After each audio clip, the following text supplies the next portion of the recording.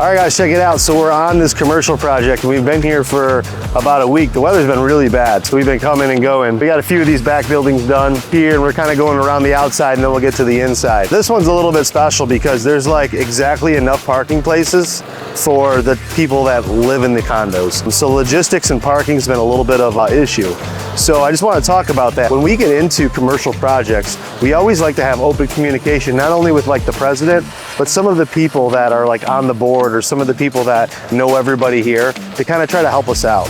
And one thing that we found that really helps, you know, besides communication, of course, is always going to help, but letting them know where we're going next. So we had a site map, and we said we're going to go to here, then we're going to go to here, then we're going to go to here, and we continue around. So that way everybody has a little bit of notice, because I know a lot of times with condo complex and boards, like they'll send out a letter saying, hey, we're getting new roofs, be cautious and be, you know, keep your stuff out of the way or whatever. But that doesn't always work getting to the people. Like we don't want to work around cars, you know, with nails and equipters and dumpsters. This one was a little bit tricky when it came to the logistics of bringing stuff in and coordinating everything.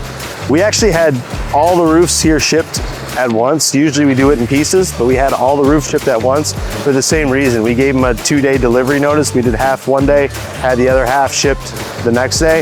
That way people could coordinate that, and it was easy for us to get the roofs loaded without any issues.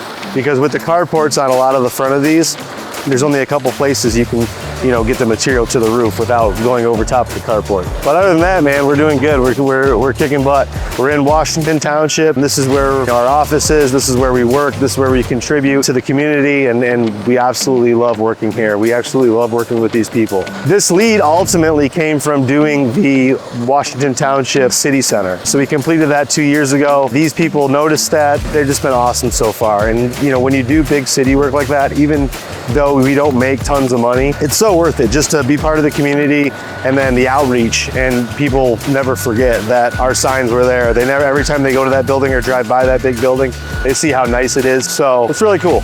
It's really cool. So their project managers here 2 or 3 times a day. I've been out here every time I pass by, every time I have a second to, but there's always people in and out. So the wood on this job's been a little bit tricky. We did find bad wood on the north side, which typically boils down to a ventilation issue. With commercial jobs, you have to remember that there's firewalls coming up in most condos or apartments. So around the firewall, there's fire rated sheeting. And Michigan code says fire rated sheeting has to go 4 foot outside of the firewall. So we have to stagger them 8 feet. You also have to remember when you're doing work like this, that fire rated sheeting costs more than plywood, right? So I don't know how it is around the rest of the country, but for me, I include 4 sheets of plywood with every estimate, and then it's X amount of dollars per sheet after that. With fire rated sheeting, you just want to be clear because of how expensive it is, how much more expensive it is than standard sheeting. You want to make sure you specify 1, standard sheeting in your contract, and 2, that the free wood is or is not included in fire rated sheeting. We don't include fire rated sheeting in our free plywood. You know, our contract specifies that, so there's no surprises.